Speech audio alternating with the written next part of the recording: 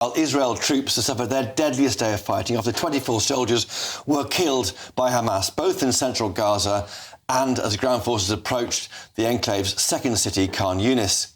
It comes as Israel continues to face calls for a permanent ceasefire as the amount of Palestinian people facing starvation and dying continues to rise. However, Prime Minister Benjamin Netanyahu is still refusing to accept any deals, saying that Hamas was demanding too high a price for any truce and vowed Israel will not stop fighting until total victory. Joining me now to discuss this is Eyal Biram, currently reserve captain in Israeli Defence Special Forces. Eyal, thank you for joining us today. It's been so difficult for you. You've been out fighting in Gaza. Yeah, I just returned from my service, and what I can tell you is that the IDF, although they're fighting in one of the most complicated wars in the last years, are doing a fantastic work. There are tragedies, like the tragedy of today, but I can guarantee that as the IDF is learning and debriefing in any situation, like the 24 soldiers who've been killed in the last day, they just do it because we understand that we don't have any other option. Although we need this war, making sure that Hamas will not be in power, and the remaining hostages still held by Hamas will return home.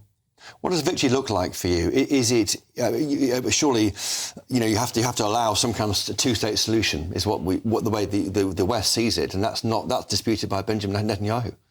I'm not the Prime Minister spokesperson. What I can say from the Israeli society essence is that we are not interested about terminology. But we look for the essence, for the topics, what is real on the ground. And what we see as Israeli side, that we don't want nor to control the Palestinians, but on the other hand, to make sure that in the future, October 7 cannot happen again. Not in Gaza, not in Judea and Samaria, in the West Bank, and not in the north with Lebanon. And what we see right now is many people chanting from the river to the sea. And what we understand is that although Israel tried in 1967, 1948, 2000, 2008 and more to try to have a two-state solution, it was always rejected. And we understand right now that the Palestinian side are aiming not just to have a small Jewish state, but they don't want to have any Jewish state. And this is, of course, the threat and what is the danger that we see. And you have friends who have died. Is that right? You know people who have died. And do you know any of the hostages? Or Unfortunately, I lost nine of my friends during this war, and I think every Israeli have many friends and family members, people they know that been killed. And on October 7, before the war was started, Israel was not aiming to start a war, and more than that, wanted to continue the ceasefire that was there and before that, as people danced in the Nova Festival. And what we are aiming right now to make sure that stopping right now the war and chanting for a ceasefire now will make sure that Hamas will stay in power, but more than that, it will just create in a shorter future we will see another October 7th happening. And we do not want to see it, as I mentioned, not in the Gaza border and not in any other border. So what does peace look like then? I mean, you'll have to withdraw back to the border pre-October the 7th. Israel will withdraw, and then what? Who will help rebuild Gaza?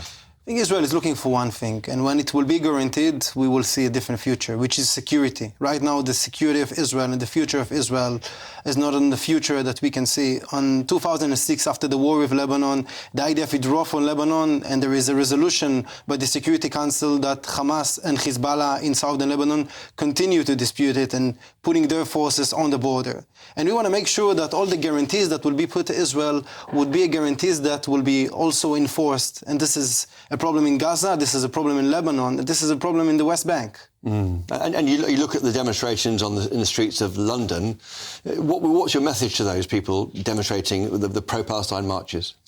What I can say as an IDF officer, being there on the ground, is that the IDF is taking the life of the Palestinians more seriously than Hamas. Because Hamas is putting their weapons in hospitals, in UN facilities, and in school, when the IDF is preventing, on a daily basis, any non-combatant casualties. Although it's happening because Hamas is forcing them to live. But this is the reality that we face. In every brief before a mission that we go out, we're speaking about the civilians on the other side. And although most of Hamas terrorists do not go with uniform, they try to go as citizen and then to attack and return back for their civilian areas. So, could I make one point? Yeah, Mark. I apologise for interrupting. Everyone knows Iran's behind it. It's not a secret. They're behind Hamas, they're behind Hezbollah, they're behind the Houthis. Our government has just banned Hizb ut-Tahrir. We've made them a proscribed organisation. When, oh when, are we going to take the next logical step and proscribe the Iranian Revolutionary Guard Corps in the United Kingdom.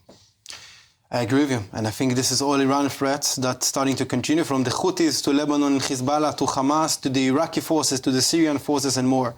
And this is the common threat that we are facing as the Western world. The UK is fighting in Yemen right now, while Israel is fighting in Gaza and in Lebanon, and we need to understand that we should win it together. Well, you should abide by the law of armed conflict. I think you should. But Iran does not have that constraint. So let us be realistic about this. When will the British government take the next logical step? If we are bombing the Houthis, it makes no sense at all not to ban and prescribe the IRGC, does it? I agree with you. Very well said. I think Iran is the threat for the region and globally. And just finally, how does it end?